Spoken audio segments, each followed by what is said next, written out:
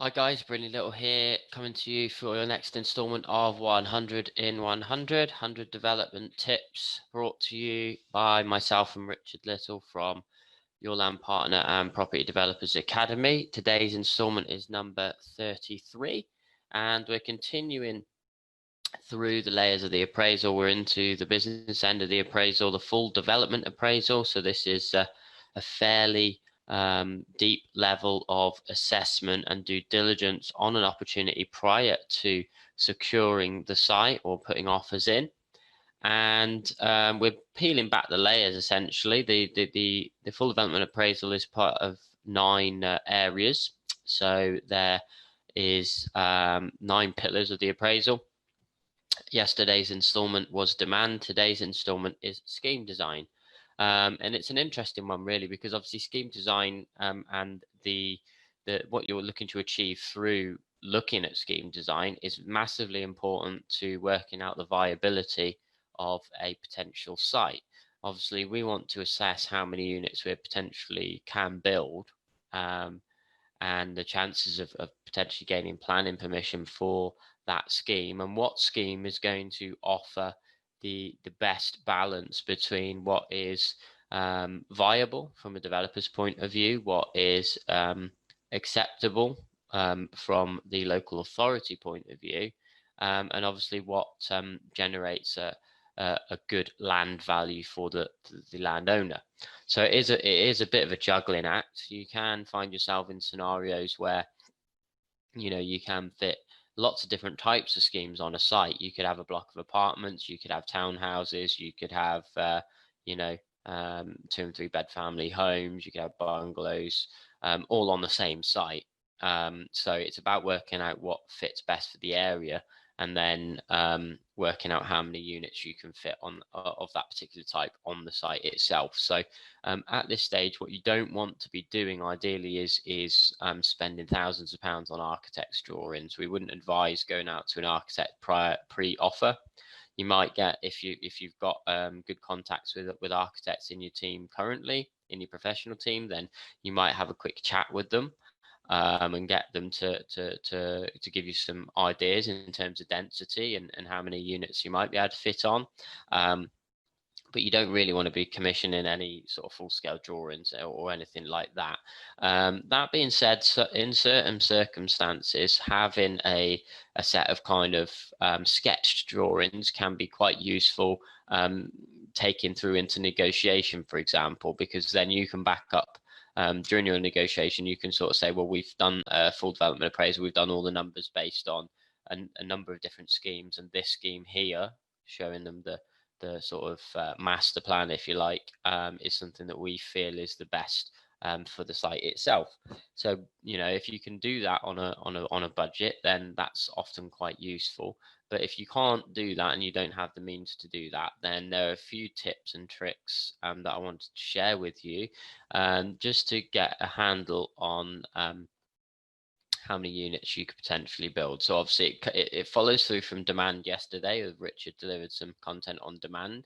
So it's taking what you found out on the data in terms of what unit types and sizes are going to be in need in the area, and then running multiple scheme designs or multiple scenarios through the numbers effectively. So we might have a site that, as I said before, you might be able to build a block of 10 or 12 apartments. You then might run the same scenario, a different scenario of the same site through your numbers. So it might be a row of 6 townhouses, or it could be maybe some terrace, two rows of terracing potentially, depending on the size of site you've got. So you've got a different range to go at already.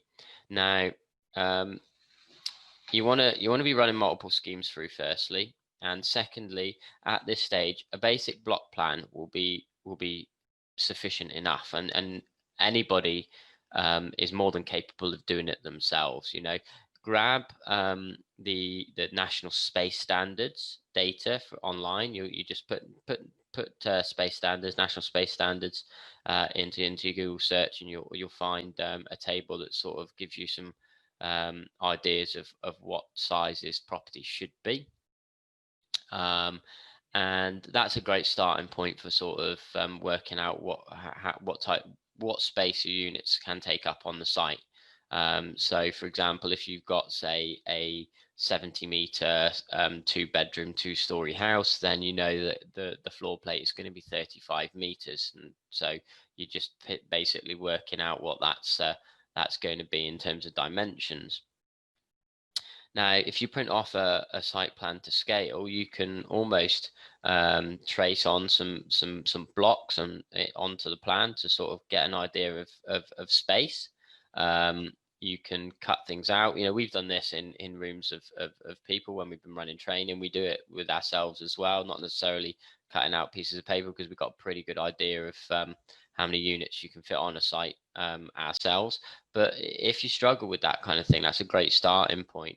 Another way of doing it is looking at plans of other opportunities in the area. So other sites in the area, some of the volume sites are often the best ones to look at, because on any given volume site, you've got a real good mix of different unit types. You've got 2, 3, 4, 5-bed houses. You might have some bungalows on there, etc. So if you look at a large volume site, you can go around that site plan and sort of get an idea of, my site is half an acre. How many are they fitting on half an acre, and what types of units are they? And you just by going through that process, you do get to understand better how many units you might be able to fit when you're taking in consideration infrastructure, roads, open space, bikes, bins, amenities, gardens, things like that. So that's really good. The other way, and most simplest way, is just going basically on a density calculation.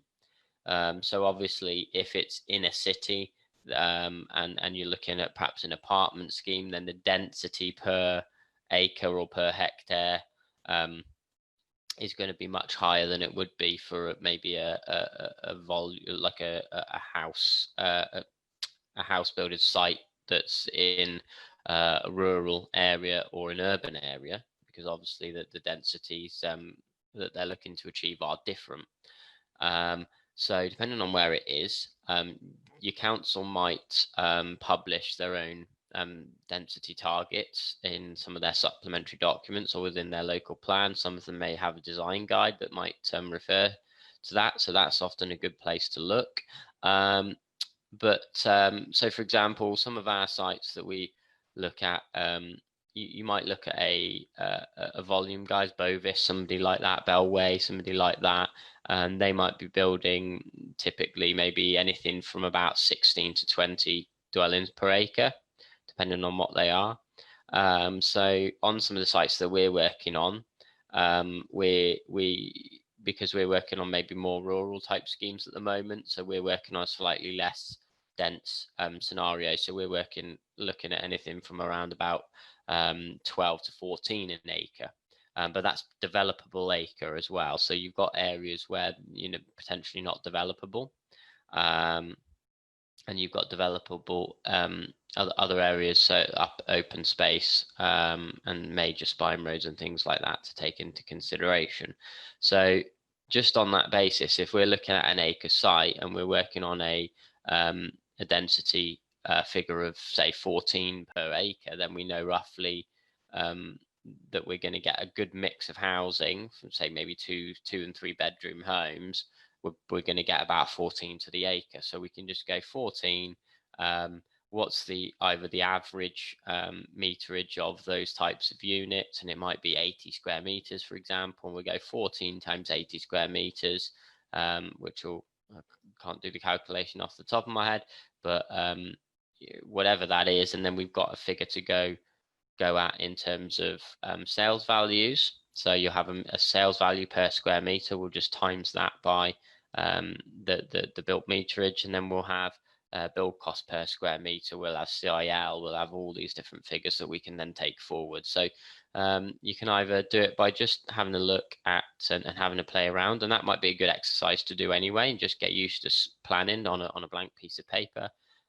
You've got density values, and then you've got looking at other people's sites. So just remember to look at multiple schemes for the same site on your full development appraisal. And once you've got a handle on roughly how many you can build, then you can use that in terms of making a decision on what's the best thing to move forward with and take forward to negotiation. So hopefully you found that useful. It's been Brindley Little for 100 in 100, and look forward to sharing with you some more in a coming session. So take care.